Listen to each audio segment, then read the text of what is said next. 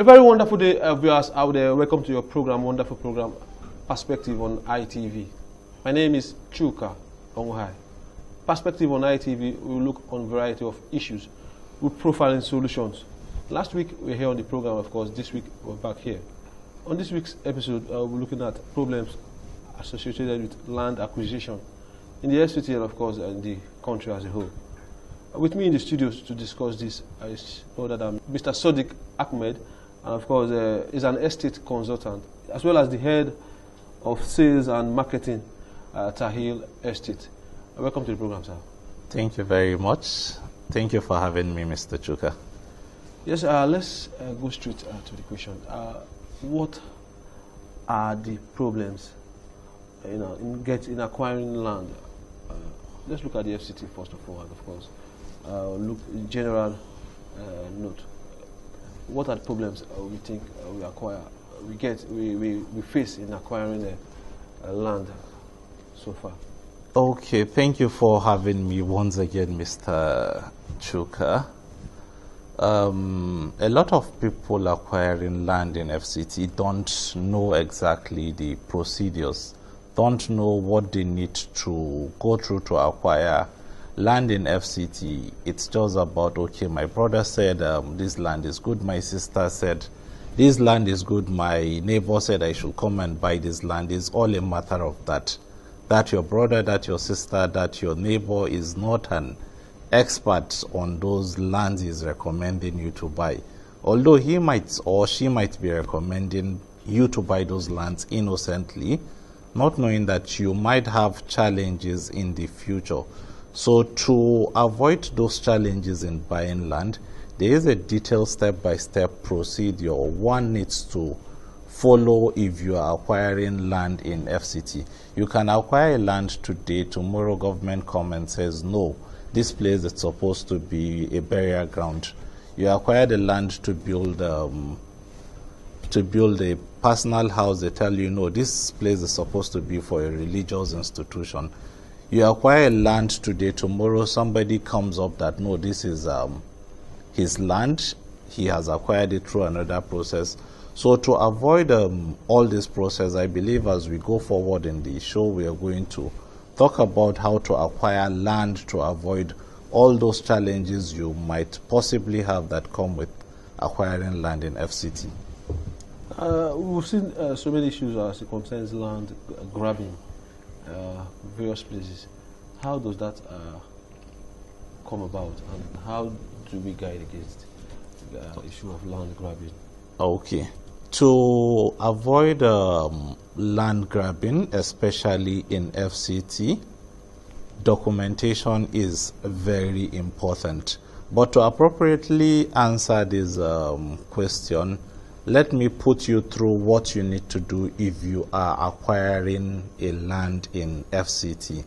So the first step of your land buying process is what I call scouting, budgeting, and scouting and budgeting. In your scouting and budgeting, you determine, okay, this is what you're looking for, this is your budget. While in the second step is the inquiry stage. In your inquiry stage, you ask questions. Okay, this is the property you want to buy. Who owns it? What are the titles of this particular land? Where are the title documents? You're getting the title documents for your phase 3. Your phase 3 of the property acquisition process is the verification process. In the verification process, you are verifying to ascertain a number of things. One, you are carrying out search to be sure that, okay, this property is a legitimate property and is owned by the person or the entity you are dealing with. Two, you are confirming that this property does not have a mortgage on it. You might acquire a property today, tomorrow a bank comes and says, this property is owned by so-so person and he has a mortgage that is unable to pay. The bank wants to retrieve that property from you.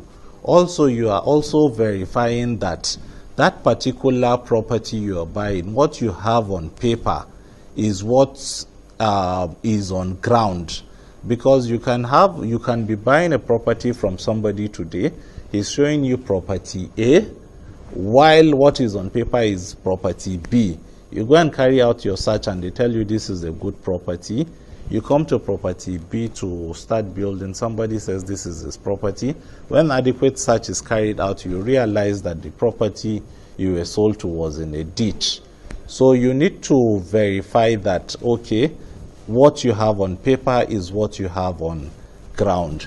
So these are some things that people don't look at. And also, you need to, after your verification stage, you have make all the necessary findings you need to do. You need to carry out a proper due diligence that, okay, this entity that owns this land, this individual that owns this land, who is he? Because there are instances where you buy a property from an organization, you realize that that organization is not even registered with the corporate affairs.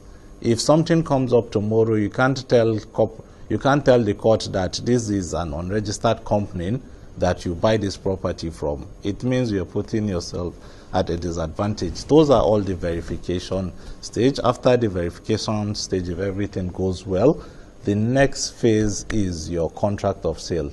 It's in the contract of sale you guys agree, okay, this is how you intend to make your payment, either split payment or you're paying outrightly. You guys agree on terms. The contract of sale is protecting both you, the buyer, and the seller. You can be a buyer today, you have deposited for a land. Tomorrow there is a road passing through the land, the property has appreciated by 200, 500%, and the dubious seller wants to sell it to another person. The contract of sale is protecting you from such. And also it's also protecting the buyer, because that person shouldn't keep his property waiting for you for 6 months just for you to come and say you are not buying again. So the contract of sale is protecting both the buyer and the seller. And the next step is your deed of assignment or deed of conveyance. Those are the titles you're going to receive from your buyer. While the last phase of it is perfecting your title with the necessary regulatory agencies. So the thing is that if you take your time to go through this process, not just my brother said or my neighbor said or my uncle or auntie who are not experts in acquiring property said you should acquire this property. If you go through this channel, you are not going to have any issues whatsoever with acquiring property in FCT. Well, it's the program Perspective on ITV, and of course I'm still here with Mr. Sadiq Bello, and of course we'll be looking at the problems of land acquisition in the FCT. And let's go on a short break. Let's bring some excerpts. When we come back, the program Perspective continues. This building that collapsed, I'm not surprised, because the initial plan of this building is shopping mall. As teaching time, they say, saves 9. This is not just a mere collection of words, but it is an aphorism that teaches one to solve a problem right away, so that it does not grow larger. This illustration perfectly captures what the FCT administration wants when it encourages developers and other residents in the nation's capital city, Abuja, to obey stipulated laws that can save lives and property. Town Planner Umar Shuaibu is the coordinator of Abuja Metropolitan Management Council, and it speaks on contraventions of the Abuja Master Plan and what the administration is doing to correct the situation. There are areas that we demolish even up to 3 times. We have recalcitrant land developers in Abuja. We stopped in the defeat. And it doesn't stop us. We continue, because we have to maintain and make sure that we respect our plans, respect law and order and regulations. These regulations are made for your own benefit.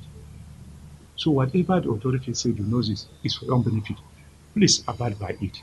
Also speaking to ITV News, the director of FCTA Development Control, Town Planner Mukhtar Galadima, while giving updates on the recent building collapse in Kubwa, where 2 people were confirmed dead and 5 others injured, enjoined developers to acquire building plans approval from the legitimate authorities. It's a continuous request to FCT residents that whoever intends to build must obtain, first and foremost, a valid title document, not to go and get land from either a chief or land grabbers.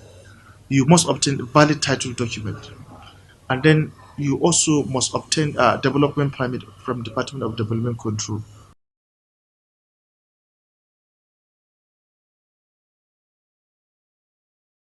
Welcome back from that excerpt. I'm still here with Mr. Sadiq Ahmed, and of course, he's an estate consultant as well as the head sales marketing at Tai Estate. So let's go to the issue of a situation where government has given documentation of. You see government coming to see do what we call compulsory acquisition of land. We've seen that many times. How does that play out? How come government gives documentation, of course, still comes to acquire that particular land? We've seen cases like that. Yes, it's actually not outside the law for government to acquire lands that it has already given out for different purposes. It's something that happens every now and then, and it's something that will continue to happen. But the most important thing is if government actually goes through the right channel of doing that and adequately compensating those that actually own the land.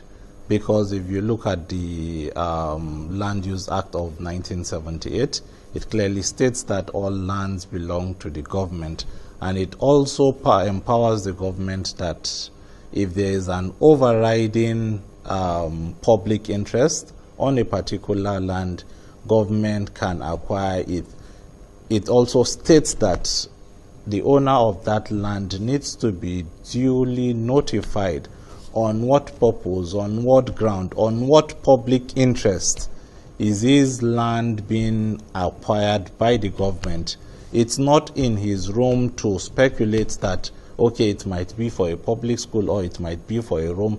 Government needs to officially notify him that this is the reason why we are acquiring your land. The reason why it's important for government to notify him, or the reason why it's mandatory as stipulated by the law, is it's on that ground he's challenging the government on court if he's not okay with the compensation or the process. So it's not out of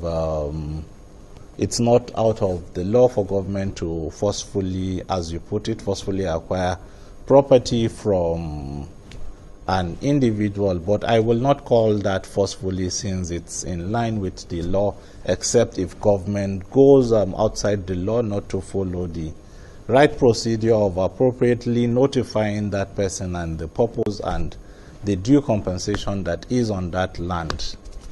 In the case you don't get compensation in spite of your the right process you've gone through, how do you go about that? Okay, in that instance, in fact, what the law clearly states is that if the government does not duly notify the owner of that land, that acquisition is nullified, is not a valid acquisition if the government does not duly officially notify the owner of that land. So that process can be challenged in the court. I'm not a lawyer, but it can be challenged in the court, and I believe a lot of people can get redress on such instances. We've seen so much demolitions in the FCT. Of course, they say lands being acquired from local chiefs, from the indigenes, so-called indigenes. But we've seen estates also being acquired by or being raised inside this issue of local chiefs and of course the community indigenes. Does it fall in place for private companies to attach themselves to such lands, acquiring such lands from communities to get good estates? We've seen such many in the FCT. Okay. It is very important to note that the law does not empower either the local chiefs or the local government chairman to sell lands in FCT. is strictly the jurisdiction of the presidency, which has been delegated to the FCT minister. So if you are acquiring properties through the local chiefs, you are actually doing it at your own peril. Let me give you an instance. There is a community that I don't want to mention specific name. They have a land dispute in FCT with the FCT minister, with the Nigerian army, with the community on their lands. As at the time that issue was taken to court, that court says nobody should operate on that community again, everything should be put on halt. The aerial view of that location, the court evidence, the aerial view of that location shows very few, very sparsely populated property in that particular community. Today, if you check the aerial view of that community, what you see is thousands of houses that sprout up after court has given order that those developments should be discontinued. In such places, it's just a matter of time before such demolition you talked about will occur, because the FCT has a clear evidence that as at the time this dispute started, it was just about 50 or 60 houses in this place. And today you have thousands of houses that most of the people are aware that there is a dispute there, and they still went to build in those areas. So for such locations, it's just a matter of time before that demolition occurs. Okay, now we'll be wrapping up very soon. And now, why are there too many vacant houses in the FCT, in spite of the housing deficit we have? Okay, I think a lot of people sees this as a mystery, despite having a huge housing deficit. In fact, in Nigeria today, there is about 22 million housing deficit, and FCT is contributing about 1.7 million out of it, and that number is growing. In fact, a lot of people find it difficult to comprehend how come there is a lot of housing deficit despite the unusual growth of FCT in terms of population. You realize that as at today, FCT is growing by about 188,000 people annually, has an housing deficit of about 1.7 million. A lot of people are struggling to have homes to stay, but still, you find out that there are still a lot of vacant houses in FCT. Most people are asking what is happening. To look at that properly, there are things we need to look into and understand. One, developing properties are very expensive these days, and rent might seem to be expensive to those that are paying. To developers, they see it as being peanut compared to what they have spent. Let me give you an instance. If you acquire a land and develop a standard fully detached property today in Maitama, let's say you spent about 400 million in that process, because lands are expensive in that axis, and you realize that the rent on that property is, let's say, 20 million naira per annum. If you calculate, you're looking at about a period of roughly 15 to 20 years to get your money back. A lot of people that can actually spend that money to develop such properties will prefer to just keep that house as new, and in 5 years' time, with an hope that it has appreciated by 100% to either 800 million, and sell. They don't want to go through the headache of why have you not paid the house rent and what have you. That is one reason. On the other hand, if you look at what is called store of value, store of value basically means the ability of a property to be, of a commodity to be stored and retrieved and utilized without losing its value. If you take our currency today, it's not a good store of value. If you keep your money in the bank today, inflation is about 17.71%. What it's telling you is that keeping your money in the bank is overriding about 17.71% 71% of your money every single year. So a lot of people don't want that. If you're looking at, let's say, stocks or government bonds, they are typically less than 6%. If you're keeping your money in such, it means you'll be losing around either 10% of your stored money on annual basis. So nobody wants to go through that. A lot of wise investors have realized that it's better to tie this money down in property than to either buy stocks or shares they are not certain how well they will perform and so on. So that is that. And for people that think every single property that is tied down is from a corrupt politician, it's not like that.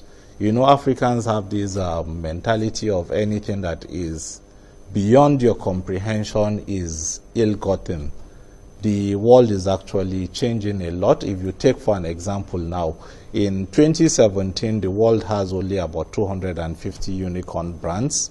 Unicorn brands typically are brands that have a market capitalization of about $1 billion, and they are not yet on the stock market. From that time to today, we have over 1,100 unicorn brands globally, and Nigeria has a reasonable number out of that unicorn brands. That is to tell you how much wealth has grown in the world in the last 5 years. So it's not just about politicians. Another factor that is contributing to those vacant houses are homes under investigation, homes under either EFCC or ICPC investigation. Such homes ordinarily should be given out as rent under a particular supervisory agency within the period that that investigation will be going on. If it's 5 years, 5 years rent will have been generated either for the owner of the property or for the government. Yes, however it turns out to be at the end of the investigation, instead of leaving those houses empty. Your last question, we'll be wrapping up. Let's look at government policies. How do you think government can make their policies more conducive for both the developers? Because you talked about developers, the investment is high, and of course you don't expect him to run at a loss. But how do you think government can bring out policies that will favor the developers to make, at the end of the day, to make the ordinary citizen out there be able to acquire, because these houses are in a high rate as it is. So what policies do you think government can bring it up to facilitate to help developers, and of course make things easier for the ordinary person?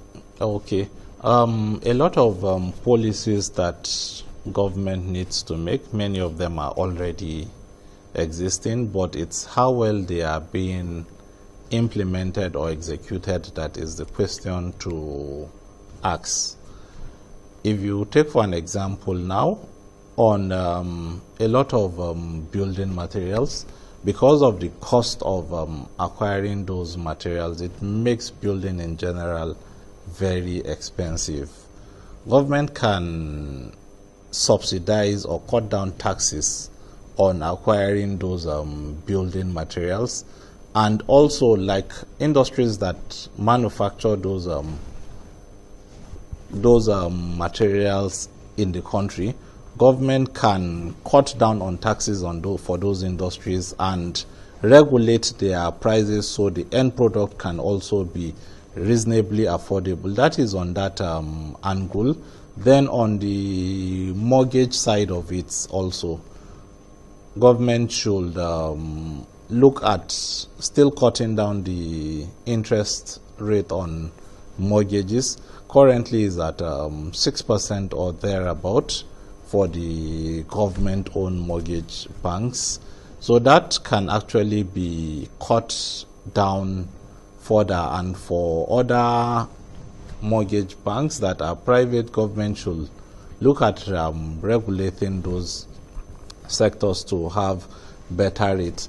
That is one. Also, government needs to invest a lot in housing, because the more the houses the investment in houses that are geared towards addressing the housing deficit, especially affordable housing, the better it will be. It means there will be competition for the developers, because typically developers are not out there to build affordable houses. They are looking at how much they have spent and how much they are getting as profit. So it is more of on the government to challenge and bring up competition that can possibly make the price more reasonably. Thank you very much, Mr. Sadiq Ahmed, for honoring the invitation. Thank you very much, Mr. Chuka, for inviting me. Well, our viewers at home, I've been with Mr. Sadiq Ahmed. He's an expert in estate consultation, and of course, he's the head and sales marketing for Tahili Estate. We've been looking at the problems of land acquisition in the FCT, and of course, he has given so much explanation on the issue. Thank you for coming to the program once again. Thank you very much. Join me same time next week on this program, Perspective. Until then, enjoy the rest of the program. My name is Chuka Omuhai, and bye for now.